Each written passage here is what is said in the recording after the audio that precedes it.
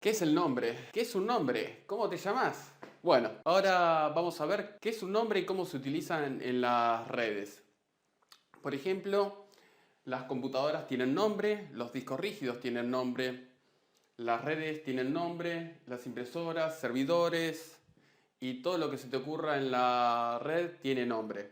Ahora vamos a ver cuáles son las buenas prácticas al poner nombre a las cosas. A la hora de poner un nombre a la hora de crear un nombre de usuario para un usuario, por ejemplo en este caso Pepe, tenemos que buscar una forma consistente de generar los nombres a través del tiempo. A medida que va pasando el tiempo, tenemos que generar nombres de manera consistente para no ocurrir en errores en el futuro.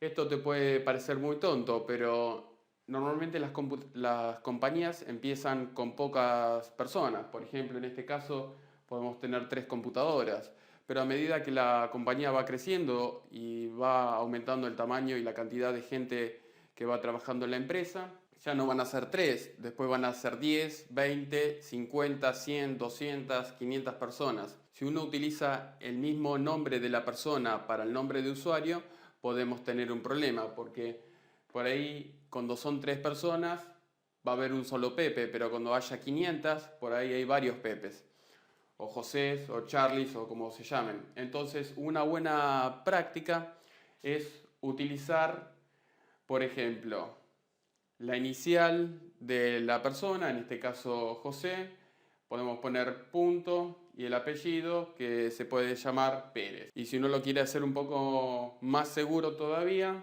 podemos poner los últimos 2 dígitos del año de nacimiento. Entonces supongamos que esta persona nació en el 80, pondríamos el nombre de usuario José, sería j.perez80. Entonces de esa manera podemos hacer lo mismo con el resto de los usuarios y de esa manera evitamos de tener nombres de usuarios repetidos y es fácil a la hora de identificarlos. Después otro error bastante común a la hora de ponerle nombre a las computadoras es ponerle el nombre de la persona a la computadora. Entonces, si en este caso se llama José, mucha gente a la computadora le pone José y acá le pone Pepe. El problema con este tipo de prácticas es que como en las compañías normalmente los empleados entran y salen o por ahí están un par de años y después se van, las computadoras quedan con el nombre del usuario viejo. Entonces, si acá Pérez ya no trabaja más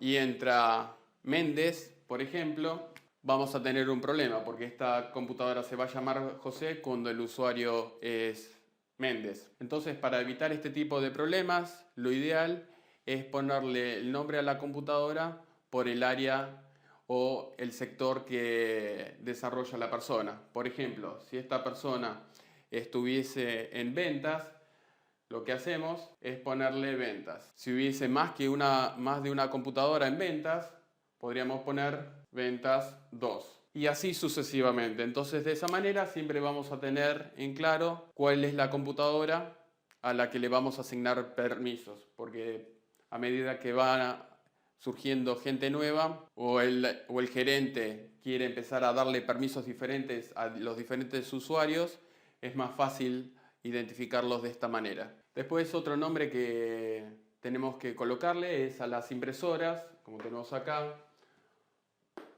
o los recursos, como podría ser un servidor, un escáner o algún tipo de disco rígido externo o donde guardamos nuestros datos en una unidad mapeada. Siempre podemos utilizar con los nombres, como había dicho anteriormente, algún tipo de nombre que sea claro para poder identificar el producto fácilmente. Por ejemplo, si tenemos una impresora y la marca es HP, poner HP y el modelo, por ejemplo, 1010 o el modelo que sea. Lo mismo con el tema del servidor, si tenemos servidor Dell y HP y este servidor justo es HP, ponemos servidor HP. Y así hacemos con el resto de las cosas. Después vas a tener que ponerle nombre al usuario administrador. Muchas veces el usuario administrador Puede ser administrator o puede ser administrador. También podés generar un nombre de usuario que pueda ser responsable y generas una clave y le pones el cargo que corresponda a ese usuario. Entonces de esa manera le asignas los privilegios que vos quieras.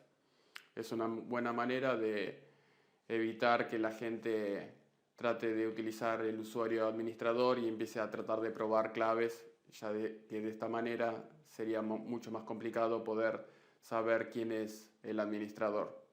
Después tenemos nombres de dominio o nombres de grupo de trabajo. Dominio normalmente son las empresas medias o grandes que tienen un dominio.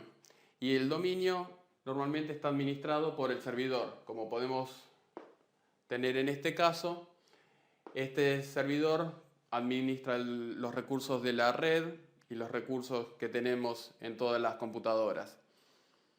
Entonces es una buena práctica ponerle, por ejemplo, el nombre de la empresa. Si es el dominio y esta empresa se llama Pasto Verde, podemos ponerle punto local. Y este sería un buen nombre de dominio. Y si es un grupo de trabajo, podemos ponerle lo mismo, pero quedaría hasta acá, va sin el punto. Esas son algunas de las cosas que tenés que tener en cuenta al armar y diseñar una red.